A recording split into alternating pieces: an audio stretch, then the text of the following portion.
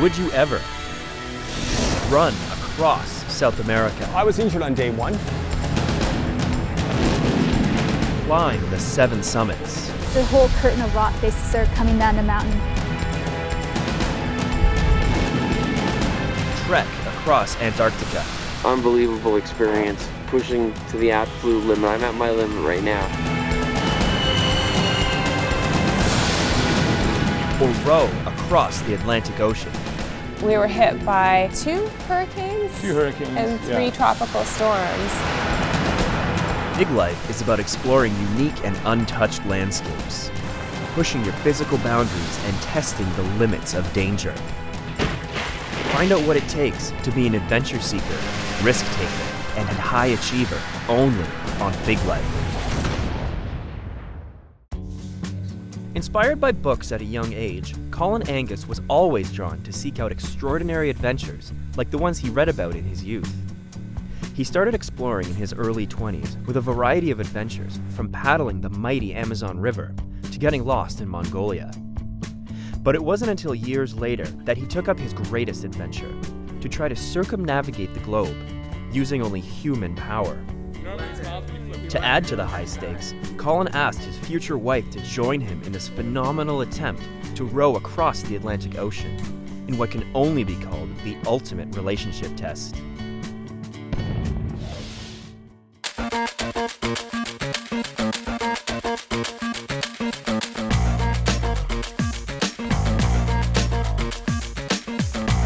My name's Colin Angus, and this is my wife Julie, and we're expeditioners.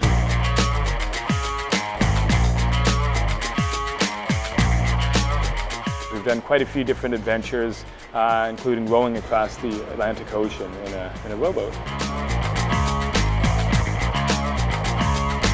The idea of going around the world entirely by human power was a concept that intrigued me for years, and I think it just seems sort of magical, the idea of heading west and using nothing but your own arms and legs and going west, west, west until you're home again.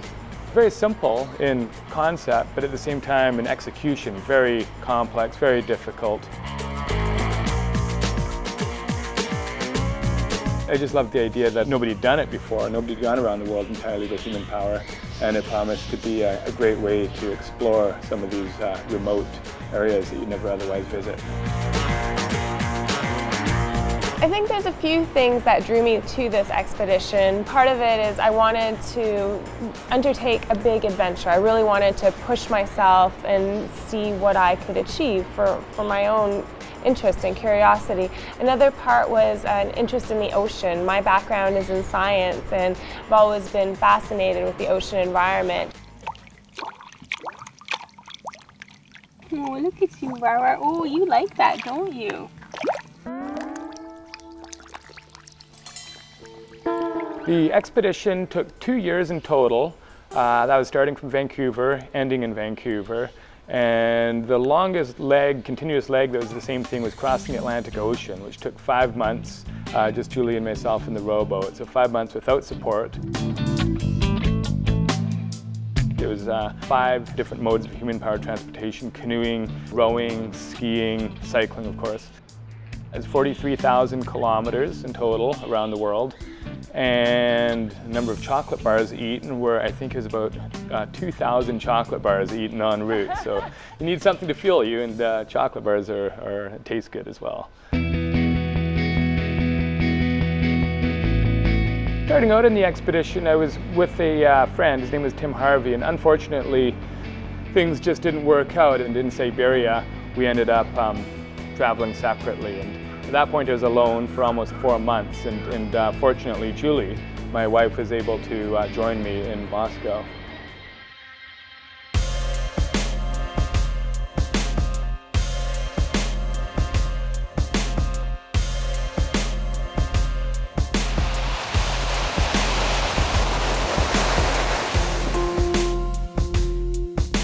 From North America, we crossed the Bering Sea, which is about a 400-kilometer stretch of ocean, so that was quite difficult.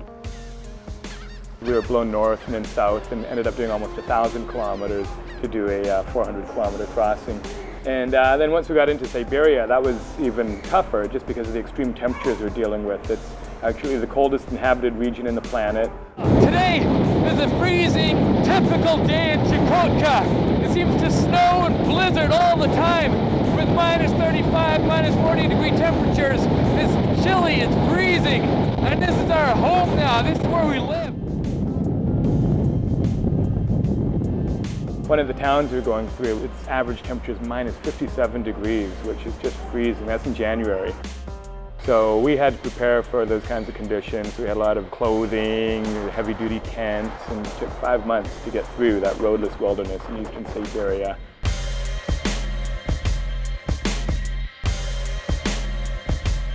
And then once we reached the roads, things started getting a little easier. Still very cold temperatures, but much easier to make forward progress. And then spring started arriving, so it made a huge difference just having that sunshine and warmer temperatures. Going through Siberia and Russia, it's just a huge, expansive country. It's 9 time zones from the eastern side to the western side, which just gives you an idea of the scope of the country. And it took a year just to get through Russia. And things were going quite a bit faster when I met up with Julie. It was now summertime, and we had paved roads to cycle on, but there's no getting away from the fact that it's a lot of work just to continue making distance.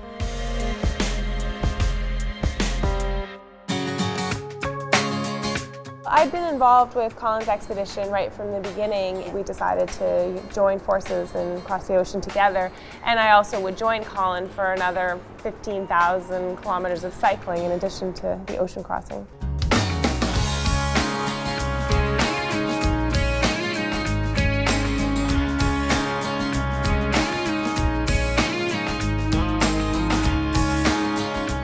When we arrived in Lisbon, we purchased a rowboat that we bought off the internet. It was a second-hand boat, so we had a lot of work to do to get it ready for the ocean.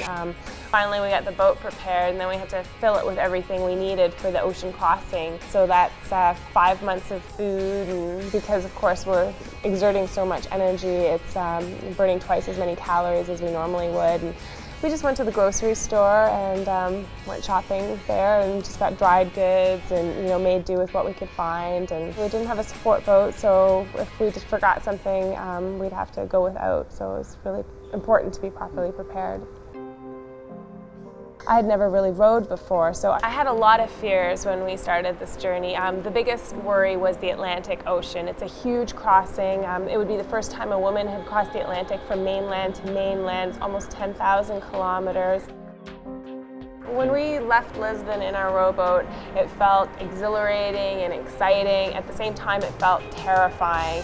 When we left the shelter of land and the huge swell of the ocean raised and lower our boat, you feel the immensity of what you're going into. And that first night when the lights of Lisbon faded away and you knew that's it, that's your last touch of land, and you'd be out there until you reached the other side of the ocean and made landfall. That was pretty intimidating.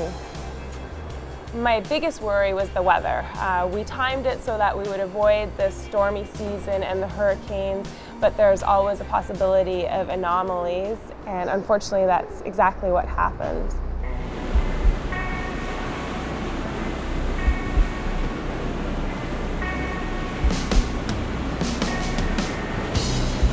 The year that we crossed the Atlantic Ocean was the worst hurricane season in history. It was 2005, 2006, and there were a lot of unusual storms. We were hit by, was it 2 hurricanes? 2 hurricanes, and 3 tropical storms. And both hurricanes were anomalies. The first one, Hurricane Vince, was in a part of the ocean that had never before seen a hurricane. And the second one, Hurricane Epsilon, was after hurricane season was supposed to be over. Hurricane Vince came right over us. The eye of the hurricane was 90 miles away from us, so that means we were really in the thick of the storm. And at the worst of it, we were in waves that were about 50 feet high with wind speeds that were well over 100 kilometers an hour. There's not really much you can do in a rowboat. You can't row in waves that big. So what we did is we secured everything on the boat and we went inside the cabin and we rode the storm out. To protect our heads, we've actually fastened helmets, which we've made from pantyhose, and we've stuffed the interior with clothing. And so if we do end up banging our heads against the wall, it will actually protect us somewhat, much better than not having anything at all. We spent 3.5 days inside our cabin just being shaken about like that, and then eventually the hurricane passed over us and the weather started to calm and we were able to get back out on deck. It can be pretty monotonous out in the high seas. You're doing a lot of rowing. You get up in the morning and well, we're taking shifts all the time, so one person's on the oars, one is inside eating, sleeping, whatever, and we're doing about 10 to 12 hours each behind the oars. But you become more relaxed as the weeks wear on. You start realizing that, you know, this boat is seaworthy, and your mind just sort of accepts this new world that you're now living in. You kind of run out of stories to tell in the first couple weeks, but thankfully we did have a stereo system and an iPod, which was very nice. 2 days into the trip, we were almost hit by a freighter. It would have been a direct collision course. I'm sure, you know, many people have seen that poster where there's dolphins leaping out of the bow wave on a freighter. Well, we saw that same scene, but without the dolphins, just a big wave and this wall of steel behind it. And it was actually the wave off the front of the freighter that pushed us to the side, and we missed the freighter by about a foot. That was like a foot away from us. I opened the door and I looked inside and I saw that all I saw was the side of the freighter. It's just so scary seeing a freighter coming at you. It's like being in a car accident, seeing a big semi coming straight at you. We just thought we were going to be splintered when that freighter was coming at us, but thankfully the bow wave pushed us to the side.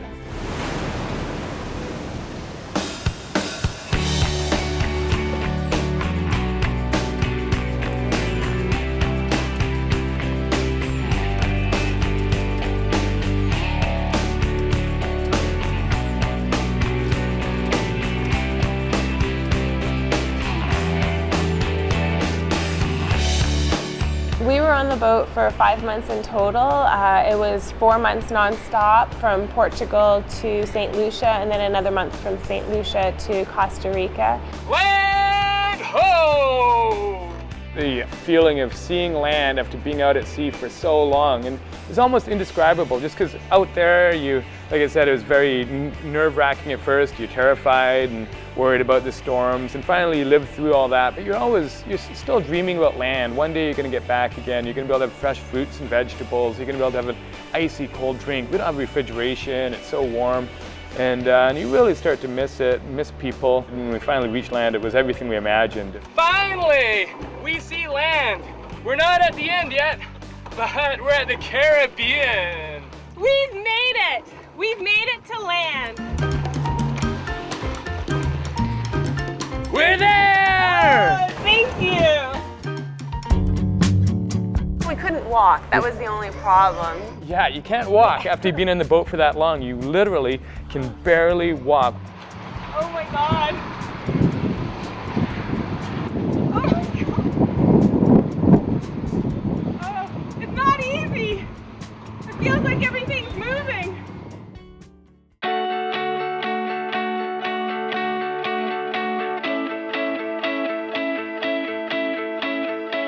I'm extremely proud of Julie. I knew beforehand that she'd have what it took to complete an expedition like this. It's not about being built like Arnold Schwarzenegger. It's about being able to push forward when you have an idea and keep at it. And Julie, of all the people I know, is probably the most determined. Now you can see why I married him. As for Colin, I'm always proud of him, and he's everything I thought he would be. He's been an adventurer pretty much his whole life since he started sailing at the age of 19, and he ran the Amazon River, and he was the first to run the Yenisei. So I've always known that he's very successful at going out and completing the expeditions that he wants to do. Well, I think it definitely made our relationship that much stronger. When we went on this trip, we were engaged, and I guess you could say it was the ultimate litmus test. I mean, either things were going to go well or they were going to fall apart. And so we got married, and so obviously they went quite well.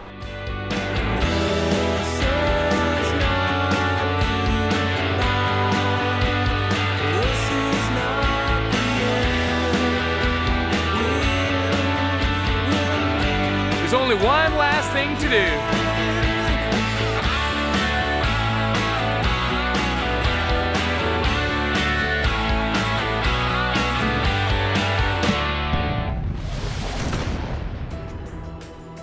Big Life continues after the break with a look at a young globetrotter and a world record holder.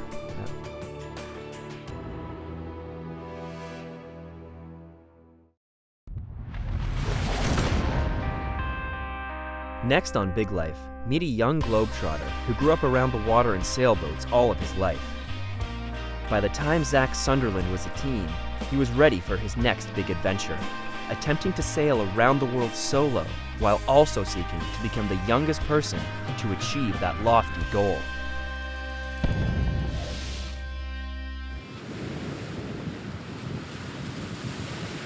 I was the first solo person under 18 to sail around the world, and I set it when I was 17 years old. It was quite a crazy adventure. It was 13 months at sea, and I got back from that last year. My whole life I've grown up around boats. When I was born in Santa Monica, I was brought down to a boat to live. I lived on boats for 8 years. My dad's business is all into boats as well, so he taught me how to sail when I was 4 years old. I kind of grew up with it, as well as adventure and traveling. So my dad's English, and we've lived all over the world and sailed and adventured all over the world as well. So when I grew up, I wanted to pursue that, and I love adventuring, and I tried to put this project together to be the youngest person to sail around the world. And kind of the more people that told me I couldn't do it, the more I wanted to pursue it, and made it happen. And when I was 16, I set off and set the record. I really love the feeling of freedom I get from sailing. It's kind of just like, there's no other feeling like that. The adventure and going to places in the world that you really can't get to unless you spend like 30 days at sea. It's an amazing feeling, and it's kind of like a sense of achievement once you get there, and there's no other way you can feel that apart from doing these long passages. The first passage I did, going over to Hawaii, it was a 21-day passage, leaving from Marina del Rey, sailing to Hawaii. And when I first saw the mountains of Kauai was the island I first came up to, and it was just these big green cliffs just coming out of the clouds. It was like the best feeling in the world, just seeing that after 20 days at sea. Just how awesome, just to get to this destination that I've been trying to get to for 21 days. So that was probably one of the better feelings. I really remember that one. But I really met some amazing people along the way and saw some amazing different things. There really was no average day sailing out there, just because some days I'd be up all night and sleeping all day, and some days there'd be ships in the middle of the night, or squalls or storms. It just varied so much. It was just day to day, taking it as it came, trying to get sleep when I could, doing a little school, studying the charts for the next place I was going to, learning some language of the next place I was going to. The ocean doesn't really scare me. I've got a lot of respect for it. When stuff starts breaking on my boat, or there's like an outside thing like pirates coming down, that's when the times get pretty scary. I'm being rapidly approached by pirates. Any vessel within range, please respond. Yeah, they were terrifying, but got through it, and I think I learned some from it and kind of grew as a person.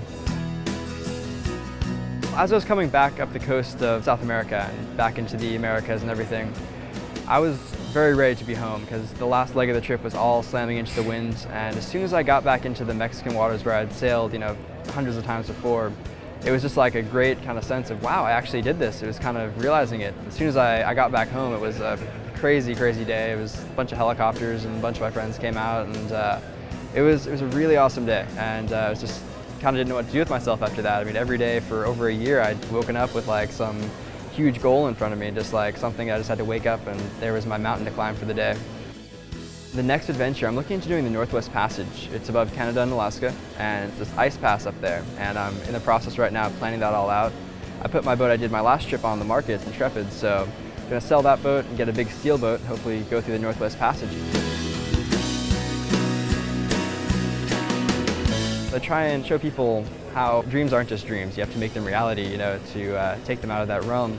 And I show people how me, by just stubbornness and kind of just pushing through, it made mine happen. And everyone's got a dream out there, so I try and encourage people to get out there and live life to the max and every day.